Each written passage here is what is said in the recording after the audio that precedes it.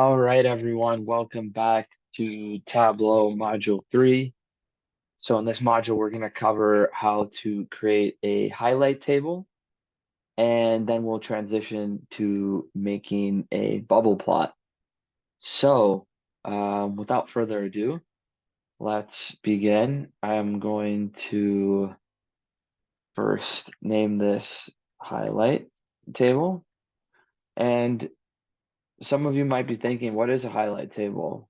Um, Well, a highlight table is basically a table, and we're going to add color to the background to accent key indicators of interest. So in this case, we are going to be using infant mortality rate as an indicator for color, kind of how we've been doing throughout the rest of the modules, just to keep our colors consistent. So what we're going to do here is to create a table, you need two categorical variables uh, plotted against each other in Tableau.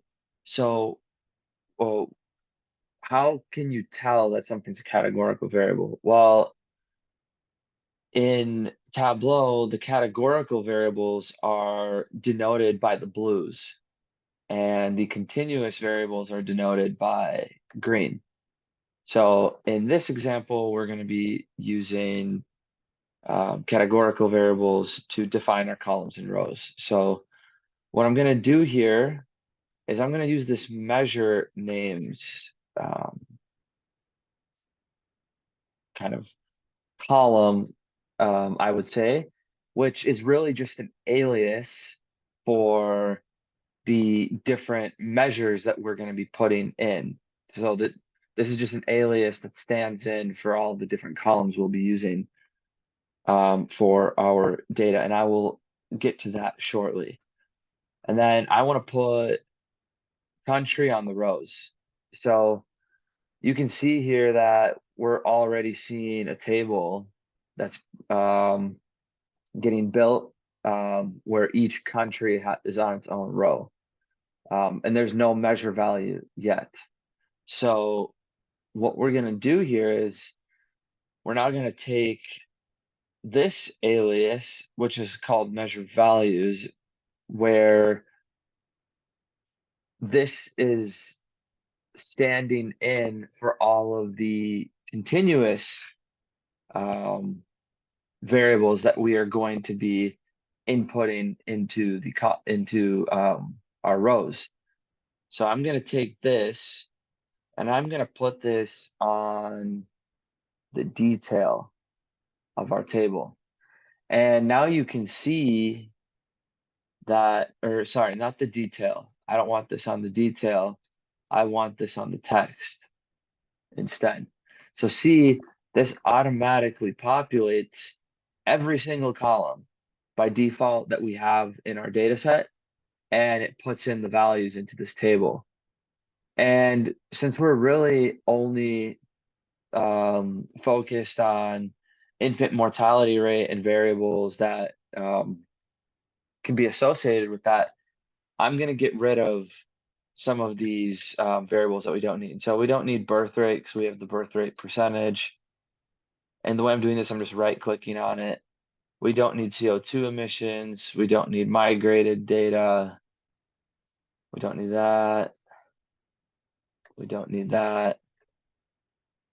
We don't need the sum of GDP. We're going to keep this. We're going to get rid of this. Going to get rid of this. We're going to get rid of the population, ages, number of records.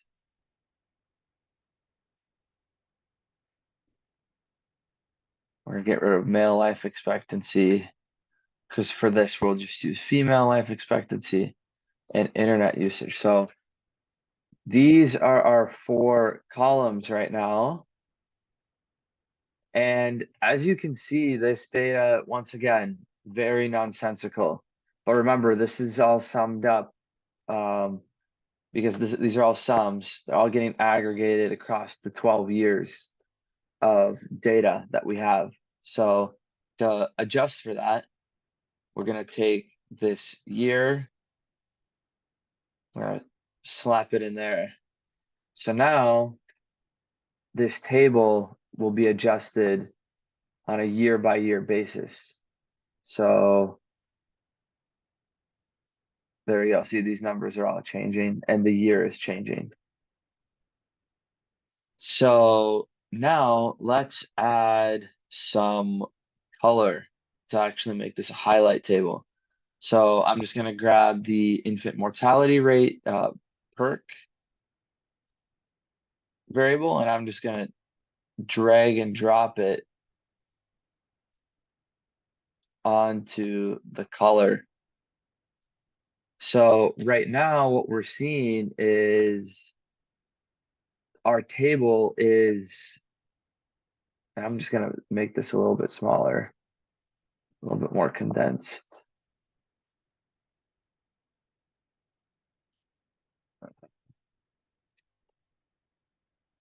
There we go.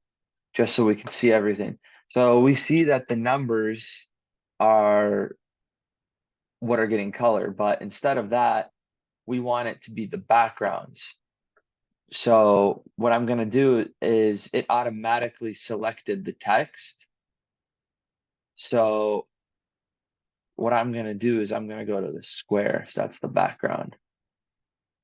So now this is what we're seeing as a highlight table where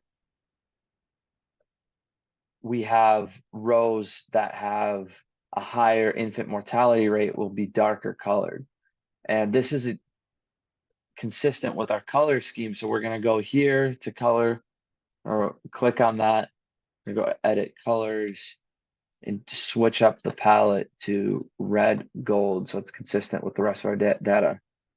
We will apply this and there you have it.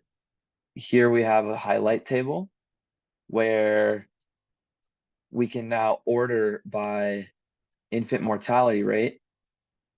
And you can see this nice gradient where all of this, you have a lot of dark red, and then now you're moving down into here with lighter shades. And just to kind of do some finishing touches here, I'm going to take infant mortality rate and I'm going to put that up here. And what that's going to do is it's going to reorder these columns. And that's how you will reorder them. You just move these around. So a few more touches I want to add here is I want to edit these column headers, and I just go to edit alias. So instead of the perk, I want to replace that with a percentage sign, just so it's a little bit cleaner. I'm going to change this to percentage sign as well. And I'm going to do that here.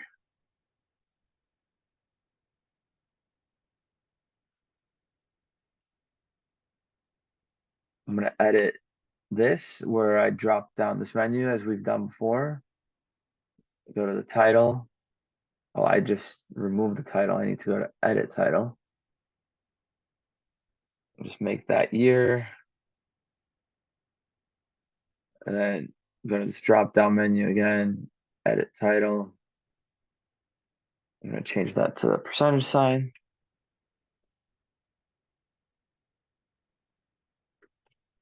And then I'm going to move that up. So now this is totally consistent with our previous graphs. So now let's move forward. Let's create another sheet, which will be a bubble plot. So I'm going to name this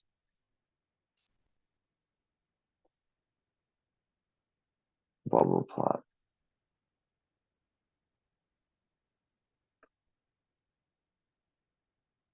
So for this, for a bubble plot, as we covered in the course, It's basically a scatter plot, and then you add a third continuous variable to control the size of the circle markers. So what we're going to do here is I am thinking that I want to plot the health expenditure percentage of GDP versus life expectancy for females. So what I'm going to do is I'm going to grab this and I'm going to put this on the columns. This will be my x-axis. And then I'm going to put life expectancy of a female onto the y-axis, which is rows in this case. So see here that it already made us a nice grid, and there's only 1 point. And once again, because of these sums, it's just aggregating everything into 1 point, just like it was 1 bar earlier. So to basically fix this now, what we're gonna do is we're gonna add some detail. So I'm gonna take the country, because I want each country to have their own point. I'm gonna put that into detail. So now each country is its own point. Then I'm going to add some color. And I'm going to color everything by the same thing that we've been using, the infant mortality rate percentage. And I'm going to change this color to be consistent with our other colors. Apply, okay. And I actually want to change these circles. I want them to be solid and I don't want them to be hollow. So the way we're going to do that here is instead of automatic, I'm just going to go to circle. So that will do that. But now, as you can see, it's kind of hard to distinguish them. So I'm going to click on color and I'm going to add a border and I'm going to make it black. So now you can really see these circles distinguished from one another. The next step that I want to take here is I want to remind everyone that we're seeing some nonsensical numbers here again. And the life expectancies and infant mortality rates, health expenditures of percentage of GDP, it's all really inflated. And that's because all of the data is aggregated across 12 years. So I'm going to take this year and I'm going to put that on a pages. And now it deaggregated that data. And now we can follow everything based on the page. So you can see kind of how the trends move along here, and that I think is pretty neat. So now what I want to do is I'm going to add the last step to make this a bubble plot. So I'm thinking that I want to actually put birth rate onto the size of these points. So I'm going to take the birth rate percentage, which we have here, and I'm going to put that onto size. And there you go. Now we have a bubble plot. However, I want to also make some modifications just to make this a little bit more aesthetically pleasing. So I want to note here that there's no life expectancy that's under 35 years old for any nation. So it doesn't really make sense to plot this, to waste all of this space down here. What I want to do is I want to actually start the y-axis a little bit higher. And typically this isn't a good practice. However, the reason we're doing it here is because we have good kind of biological justification for this. Um, it's very similar to the justification for um, showing like a temperature scale for global warming. But starting it from like 0 to 90, you don't want to do that. You want to really hone in on the small temperature changes, as they can a small temperature change can have drastic impacts on um, life. Anyway, so what we're going to do here is I'm going to right click on the y-axis. I'm going to go to edit axis. And what I'm going to do is I'm going to uncheck this include 0. So now that I did that, we have a much kind of neater distribution that we can see. And we can see these patterns a little bit more clearly. It's a little bit less clustering going on. So a few other kind of additions that we can add here. So we can add trend lines. So I'm going to put or right click here. I'm going to go to trend lines and I'm going to click on show trend lines. So off the bat, you can kind of look at this and you're like, this line of best fit doesn't really, describe this data that well. Like, wouldn't it be better going through here? So you can actually look at this and hover over it and it gives you an R squared. And you see that R squared is very bad. So this line accounts for like about 3% of the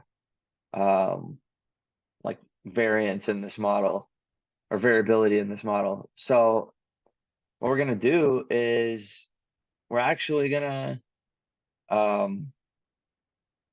take this trend line and where is this? So we're gonna go to describe the trend model. Oh, one sec.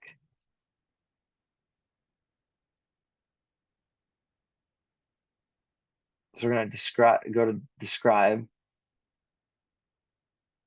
Yeah, this is a very low performing model, has a super high mean squared error. Yeah, so there's room for improvement here.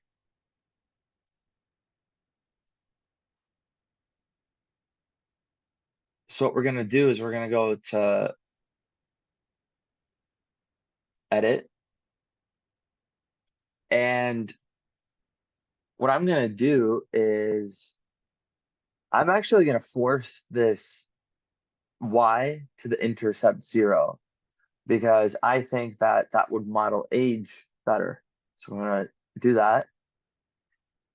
And look, that's already so much better, right? I'm just gonna exit out of here after that one change. And look at that, our R squared jumped up to like about 84%. So that's huge. So now I'm gonna right click on this again. I'm gonna go back into edit trend line. And I actually want to make this, we can play around here. We can click on logarithmic, which that seems to fit that really well. Exponential, not as good. Power is okay. And then we have the polynomial. So I think that the logarithmic fits this the best. And while we're here, I'm gonna show these confidence bands. So this is basically the confidence intervals for the model.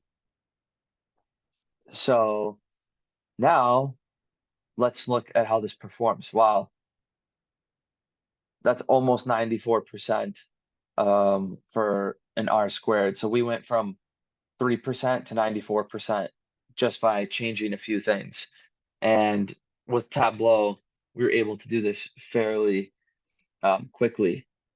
So another cool feature I wanted to show you is if you highlight over a certain number like of points, it's gonna fit a new line of best fit, a new model on this, and it'll give you the performance of that model too.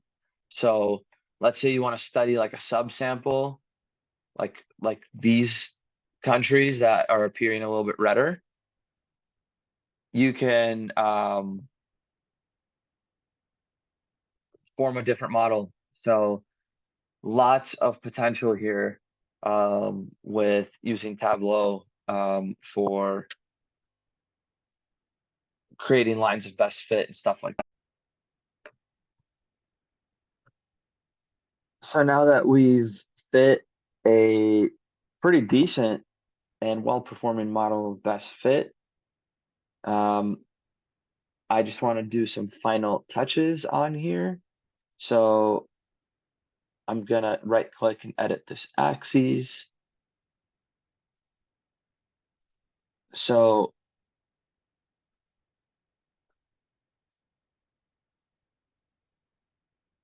what I'm gonna do here is I'm gonna put a percent here, health expenditure of GDP. I'm just gonna do it like that. So it's a little bit more clear.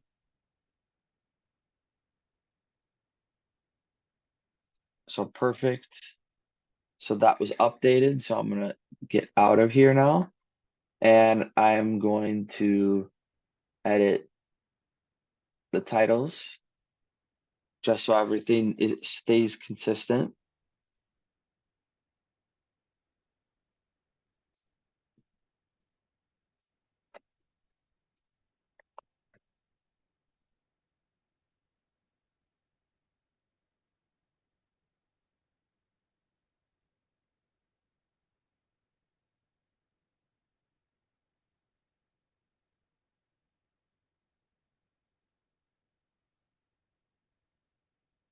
And we're gonna make sure this is a percent. Sweet. So now that we are done with this, I will see you in the next module.